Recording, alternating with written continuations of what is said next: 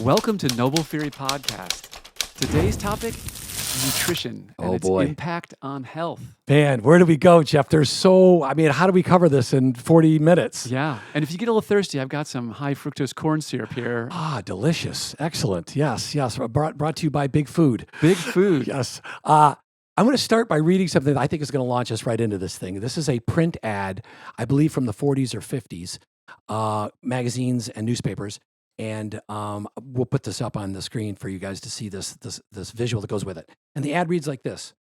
For a better start in life, start cola earlier. How soon is too soon? Not soon enough. Laboratories tests over the last few years have proven that babies who start drinking soda during that early formative period have a much higher chance of gaining acceptance and fitting in, air quotes, during those awkward preteen and teen years. So do yourself a favor, do your child a favor, start them on a strict regimen of sodas and other sugary carbonated beverages right now for a lifetime of guaranteed happiness. Good grief. Can you? They were wrong about cigarettes. Brought to you by the American Council on carbonated beverages. Actually brought to you by the Soda Pop Board of America. Of course, always a trade organization. Right. Underwritten and populated by. And I love the soda pop reference, right? Yeah. Almost seems regional. So where do we start? This is how food began with a lot of naivety and misunderstandings and sort of blind, people, the Heinz ketchup, which now has high fructose corn syrup. Sorry, Heinz. And it's my kids want Heinz ketchup. Well, because it's got high fructose corn syrup in it. It's cheap and it sweetens the ketchup. There's a litany of problems with everyday foods, and the obesity, the diabetes, and all these autoimmune diseases are part and parcel to what's happening to the consumer. And many consumers, there are some informed consumers, there are some informed people that are aware of some of the ramifications of diet. But a lot of people blindly march through the big chain stores, the food stores, which are filled with 98% unhealthy food. If you're shopping in the middle of the store, up and down the aisles, you're probably shopping in the wrong spot. Yeah, right. The healthiest food is in the meat aisle. It's in the produce aisle. It's in, if you're getting good milk, and I don't necessarily mean the kind of milk that you're getting in everyday grocery stores, but you have a lot of issues with dairy. You have a lot of issues with carbohydrate type food.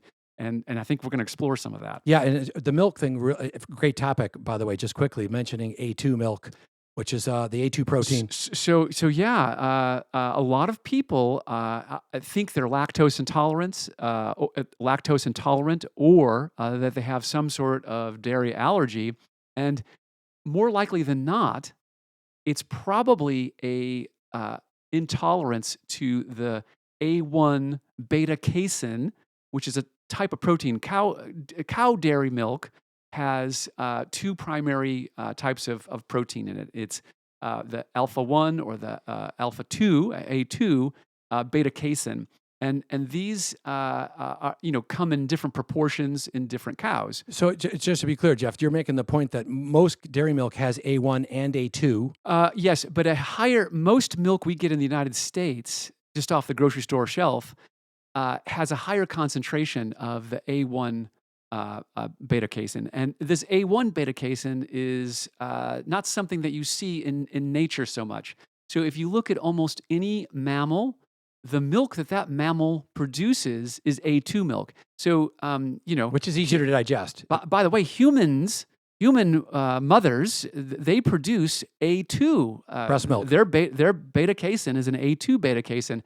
And people are naturally are able to consume that for obvious reasons. You would die in nature if you couldn't. And this is true for most other mammals as well. But for cows, they've been sort of hybridized and bred in such a way over the years that in the United States, most cows are producing some combination of A1, A2, but a higher concentration of A1 than A2.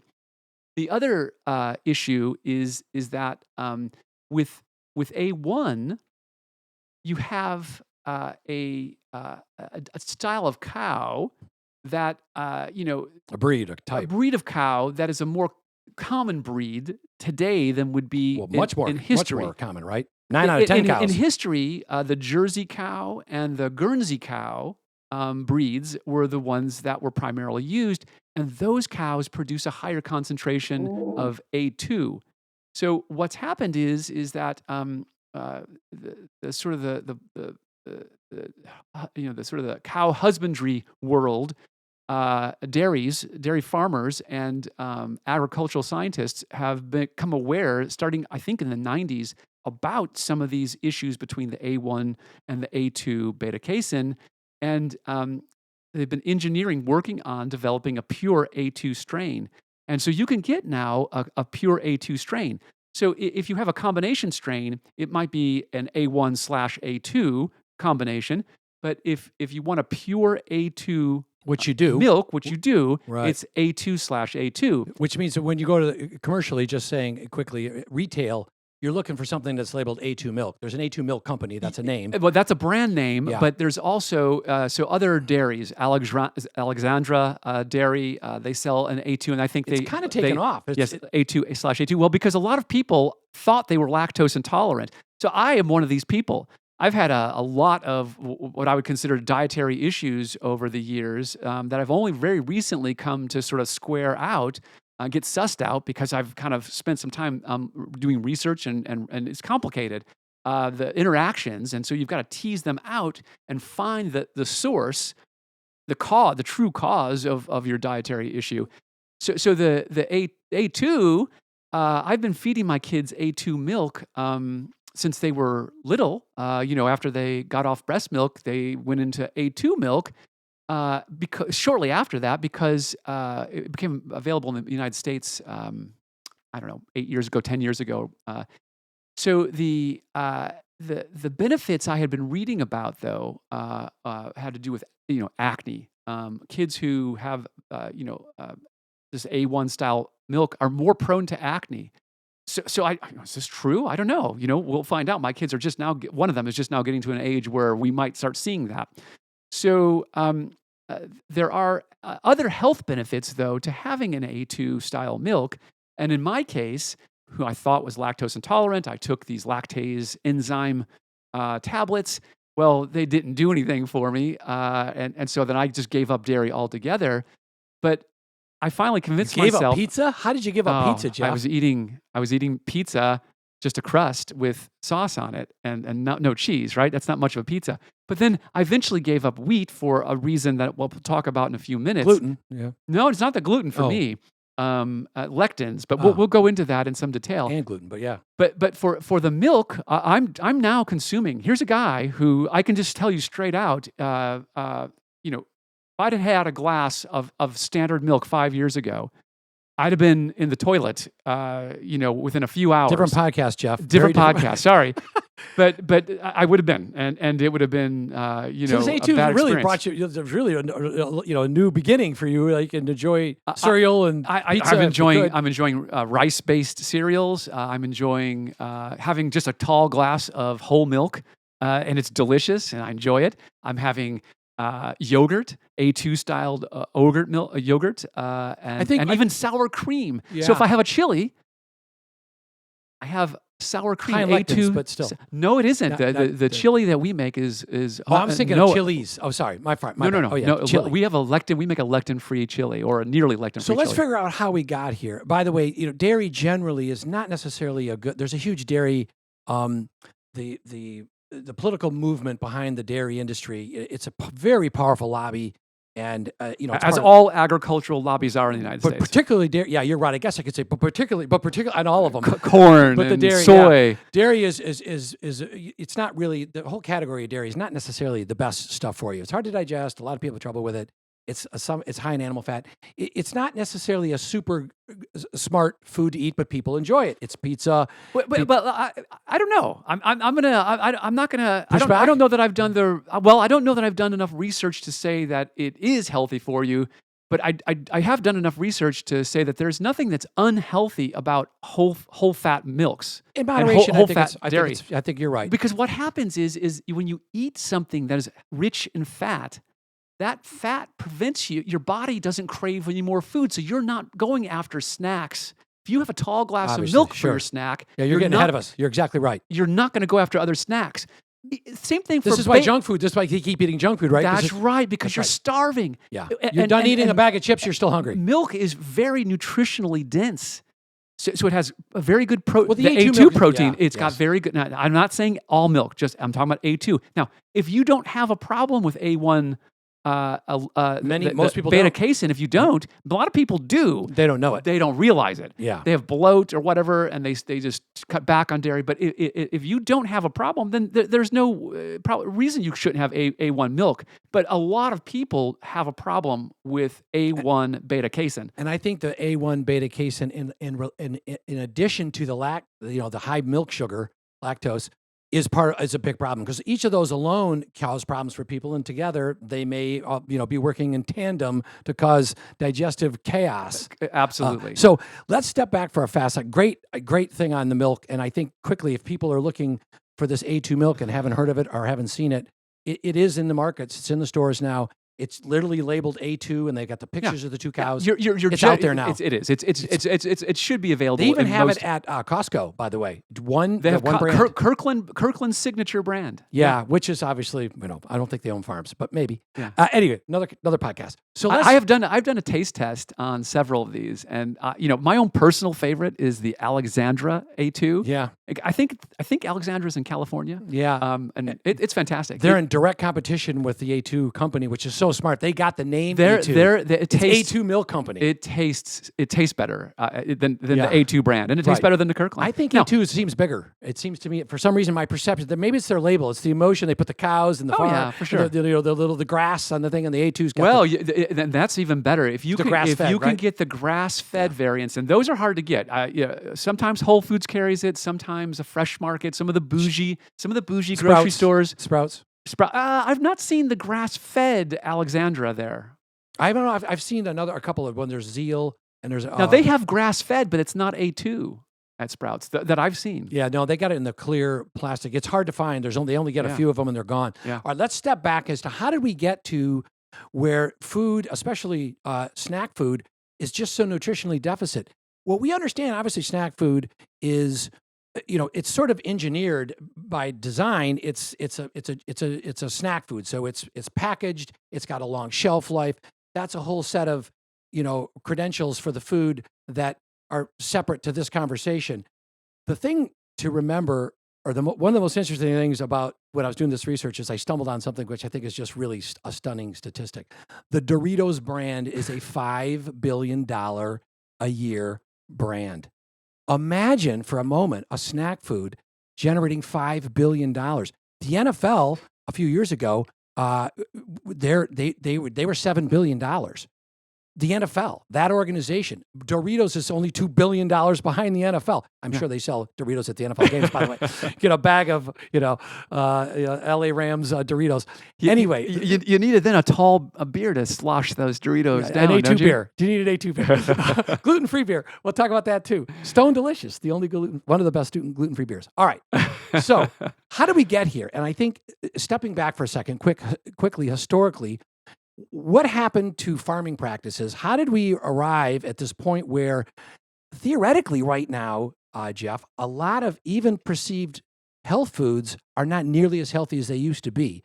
And the reason for that is this soil depletion. What is soil depletion? Soil depletion really is the family farms, and that's important to note, family farms as opposed to these corporate farms. We'll get to that in a second. These family farms, mom and pop farms, used to use good farming practices, regenerative farming practices. And what regenerative farming practices means, and I'm oversimplifying, but quickly, it means 1 year you plant a legume, and the next year you plant spinach, and the next year you plant something else, and then the fourth year you let the soil rest, and then you move it back into this rotation. Now that's an ancient practice. Yeah, that's 60 years ago. Well, no, I mean that. Idea is the Aborigines. This was started. That is 1,000 years old or older. 1800s rotation. goes back to the beginning. By the way, another really interesting little snippet of information. In the 1800s, the most nutrient-dense soil on the planet Earth was in the Midwest of the USA. Yeah. Here in the great country of America, in the middle the Midwest of our country, we had the most nutrient dense soil on the planet. So that becomes the benchmark. That's now in the 1800s. And slowly from the 1800s, as farming practices change and become more not just about profits, greed. Yeah. And the word is really these corporate farms have become greed. So what happened? So these mom and pop farms were being bought up. This is now in the 50s, 60s, and 70s. And these farms that were doing this regenerative farming practices where they were rotating the crops. And now these giant corporate farms have bought these swaths of family farms, put them all together. And here's a really critical element to this problem with this soil depletion is they're planting now, 10 ears of corn, we'll talk about that in a second, corn, where there used to be 1 ear of corn. And so obviously the soil doesn't improve 10-fold nutrient density, right? So the nutrients, at least corn, not a particularly healthy food, corn chips and corn syrup and corn flakes, not a good food. There's nothing natural about growing any crop at that density level. I believe if it's either soybeans or corn that are the highest level GMO crop, right? And we can get a GMO. I always, I came from Illinois originally, and you drive into the country, and you come across a pig farm, and you smell this just disgusting odor as you kind of drive past it. And the reason it smells like that is because of the density of the pigs, right? Their waste is concentrated, a tremendous amount, and that's true for anything that you compress. Sure. You put chickens. If you put 6 of them in a cage and they can barely move, they're not really living much of a life, and they're not eating that well. Right. And their meat or their eggs are not going to be very good. Well, and it's some of it. It sounds crazy to talk about the emotion behind a chicken in a cage, but a happy hen theoretically lays more eggs, healthier eggs. Well, but it kind of makes sense. The best kind of food for a chicken or a turkey or anything great is grazing. In the case of a chicken or a turkey, it's to eat grubs and worms and whatever is out there in nature. And for animals, it's best to graze on grass, healthy grasses and healthy plants and flowers. So milk, depending on where a cow is grazing, if they're grazing, it's gonna have slightly different flavors. And so because of the little flowers and the little it's like grapes, plants, right? Think about grapes, right? The same kind of thing, right? The soil, the sun, that's right. The humidity, right? And I back to your point, excellent point, Jeff, about chickens and what they eat. Eating the grubs and eating the grass and eating the little amphids in the grass. The nutritional density in their eggs is reflective of what they consume. That's right. If they're when eating you feed well, them corn and you feed them soybeans and you feed them corn rinds, ground up corn rinds as feed, this is reflective in the eggs. I think one of the companies, I'm not interested in necessarily pointing bad fingers at bad companies and highlighting good companies by name, but I will mention Vital Farms, which has really sort of reinvented this idea of regenerative farming. To me, this sounds funny. They're almost, to some degree, a small corporate farm. It's an oxymoron. They've taken a network of family farms that are only so big, and they've connected a web, and they've been able to create delivering small, family, manicured, well-maintained farmland, and the chickens that live there are enjoying those benefits, and it's comes out in the eggs. Now, Vital Farms isn't even really a farm, is it? Isn't it like a cooperative that they buy? Right. It started out as a small regional, local, and then regional, and then so back to soil depletion. So the idea of all of a sudden these big, huge corporate, these big companies are buying these giant swaths of property, farmland, and they're overplanting. And they're continually, the big problem here is that they just continually, year after year after year, there's no time for the soil to regenerate and restore itself. So I think one of the I saw some crazy statistics. This came from Dr. Gundry. There's Dr. Gundry, there's Doc Wallach, there's Blaylock. There's a host of experts and guys that really specialize in some of this. And I think a lot of what they have to say is intelligent, and we should listen more to what they're trying to say, although they're selling a lot of supplements. But we can talk about that another time. Sure. A lot of that comes out in the bathroom and is not absorbed properly. But that, again, another podcast. So Yeah. check The this most out. expensive pea in the world, right? Yeah, right. Yeah, exactly. So there's a study that cited by Dr. Gundry that says that from the UK that says in the last 50 years, this is stunning. Beef has lost 54% of its iron. It's lost 24% of its copper, 41% of its calcium. Now we have a rise in osteoporosis. Beef has lost 41% of its calcium. How complicated is Yeah. that? This is all to do with this, Corn-fed versus grass-fed yeah, cows. and soy Yeah, and for sure. and what they're eating, For sure. and that's one of the problems. And so the soil depletion is the animals eat the grass, the people eat the animals, and the vegetables and fruits from the grass. Well, I from think the that ground. study, though, I'm not quite sure what conclusions we can draw from the origin, but I suspect that again, if you have a you're raising beef cattle and you're feeding them corn and other commodity crops in order to sort of fatten them up, you know, there's very little nutrition in corn to begin with. Right. And that animal is not, if it's eating grass, it's getting the nutrition it needs. And if it's eating other things that are in the grass, which it would normally do, other plants, then it's getting even more nutrition. So by feeding it a monoculture of corn, or they try to do soy, they try to use soy for cattle, but what they found is that the cattle couldn't tolerate it. The cattle were getting sick. They were getting bloated, especially gassy. And what is in every snack food, Jeff? Soy. Ay, ay, ay. I It's- mean, it's soy lecithin, which is soy lecithin. Well, that's a chemical that's used so that when it's going, it is literally a chemical. it's a chemical, It's a toxic so that when chemical. food can go through the conveyor system in a manufacturing plant, it slides easily over stuff. That's all that is. Imagine. It's industrial oil. It's 3-in-1 for food. They're like Crisco from 100 years ago, with lubricating the parts of a ship. But the part of the equation that we really need to understand is what are the nutritional density issues going into the animals that we're going to consume. If we want to have nutritious animals to eat, we have to be ensuring that they are themselves eating nutritious, not being just fat. Right. Being fat is not nutritious. Right. Well, that takes us to sort of finishing this thing on soil depletion. So there's a mineral called fulvic. There's this mineral called fulvic. It becomes fulvic powder commercially.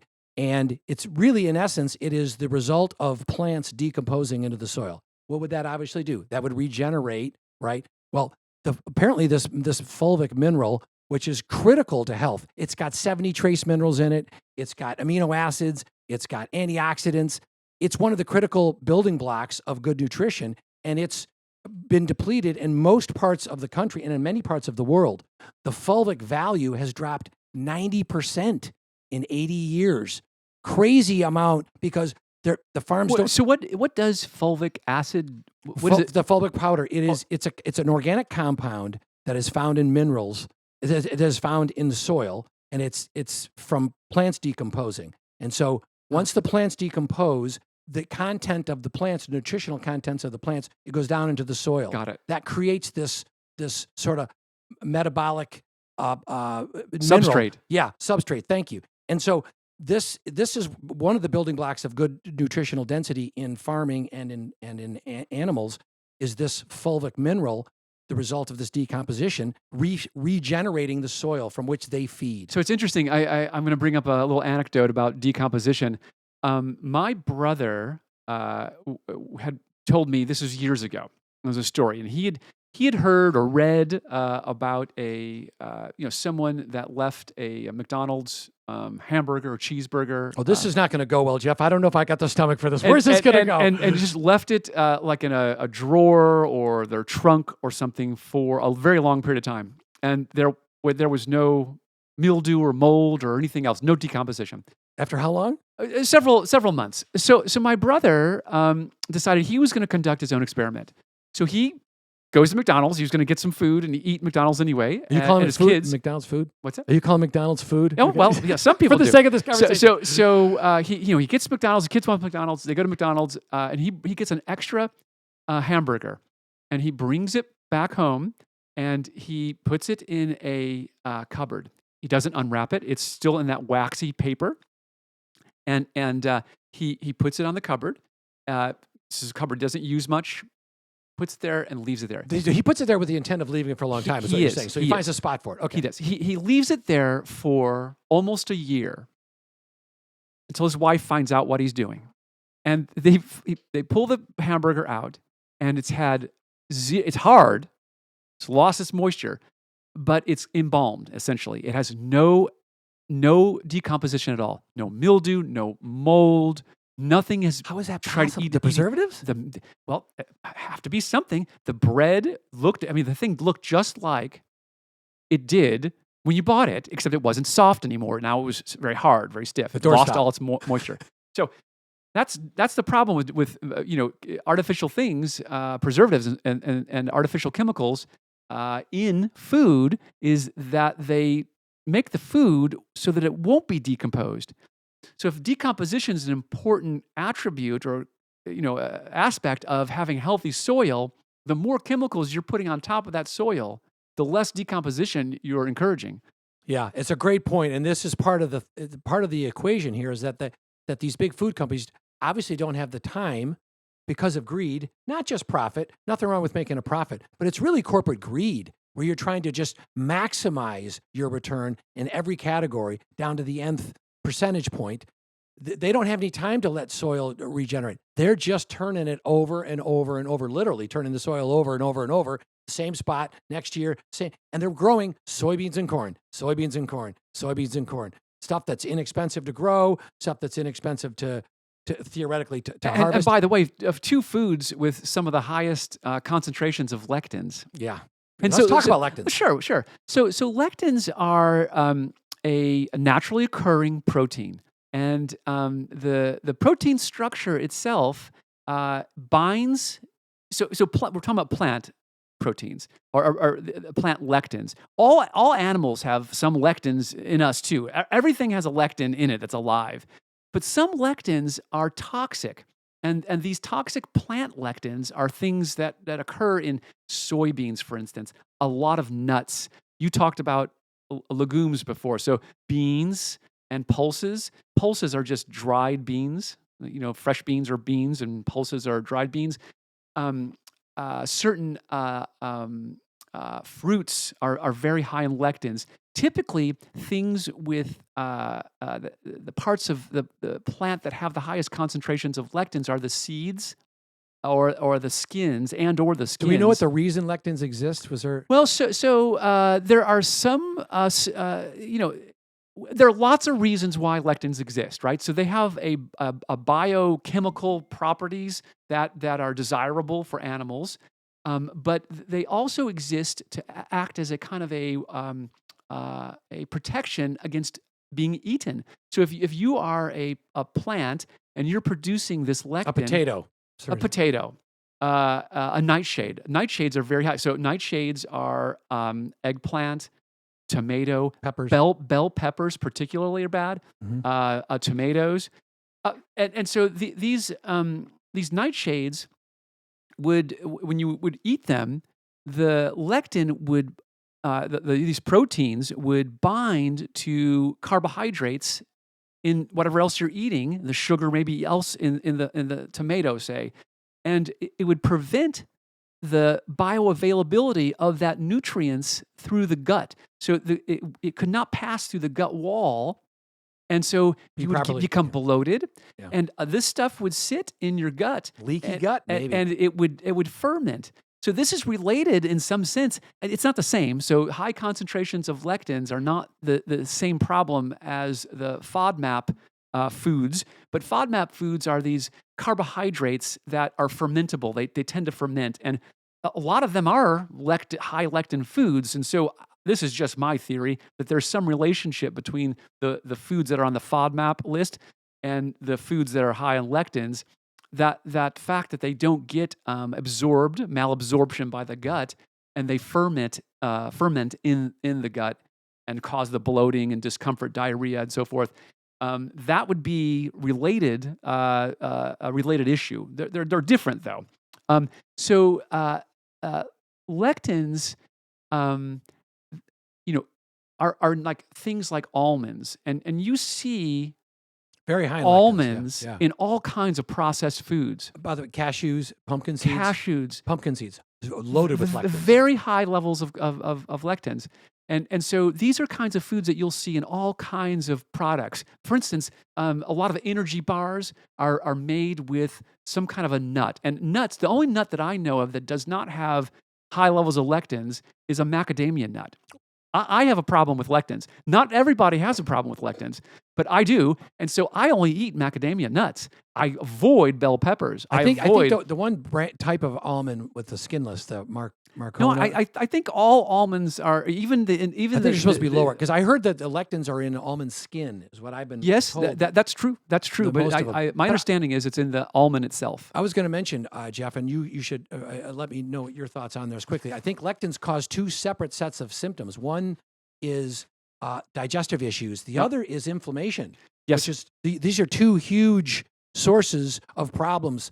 And I will tell you with my I will tell you humbly, my friend, as you know the story, when you and I met a few years ago, you introduced me to this concept of lectins, and I went home and stopped eating lectins that day. We talked about potatoes, one of the highest foods in lectins, and I thought to myself, can I not eat potatoes anymore?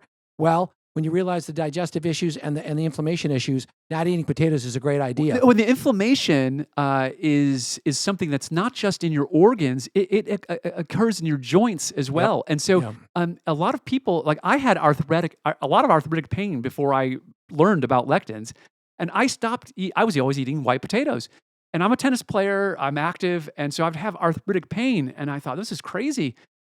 So when I learned about the lectins in potatoes, I stopped eating white potatoes, and all of my arthritic pain went away. Listen. I only eat sweet potatoes, which have no lectins in them, particularly very low, Japanese sweet potatoes Yeah. and the Stokes purple potatoes, sweet potatoes. Yeah, you never know if it's the halo effect or the power of suggestion, but I know right when you told me that and I stopped eating potatoes, that day I was convinced. I felt a difference. Right. Normally it takes time. So Well, I'm saying in it order felt to over give up white potatoes, it will take your body several months to actually clear. And so it may take you. I was eating a lot of potatoes, only a few weeks. it may take 6 months for you to fully clear all the because Sure. they do something called agglutinate, and this agglutination happens in your knees, your elbows, your shoulders, and hips.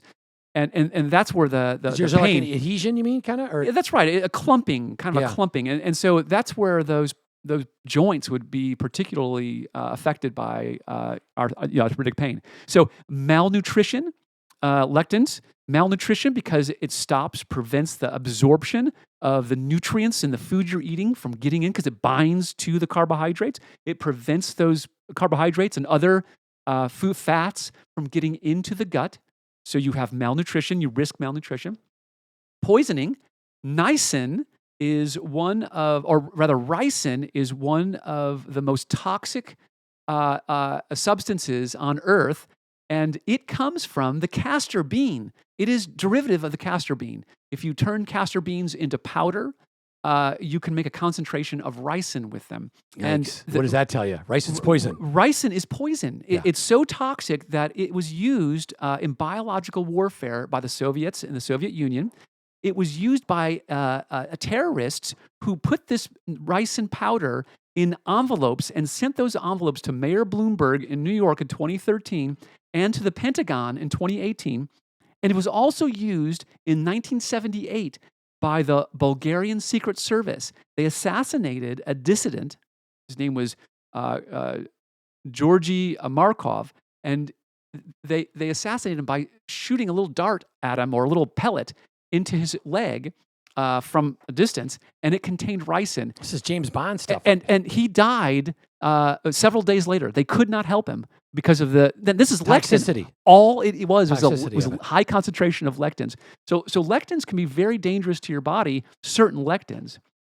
Yeah, so it's a great point. And I know you mentioned quickly about talking about lectins and the uses and ricin. That's the irony here is that, big food now spraying everything with pesticides. We didn't even get into the whole thing about pesticides and organic, but the pesticides were really were invented during the war as something to fight the troops, fight the enemies with, became the pesticides to spray on. What are we doing with all this extra stuff? after the war. Well, let's spray it on the crops to kill the bugs, and meanwhile, consumers. One thing I wanted to mention, a couple of things quickly. People should realize that nutrition, people know this, but some people don't. Nutrition is really part of a three-sided triangle. It's really The food pyramid? no, not the food pyramid. Oh my gosh, Jeff, that is 2 podcasts. The three-sided triangle really is nutrition, fitness, physical fitness, and sleep. Sleep is sort of the unrecognized third tent pole of really of general good health, and we should talk about that another time. The other thing I want to talk about quickly is nutrition bars and energy drinks.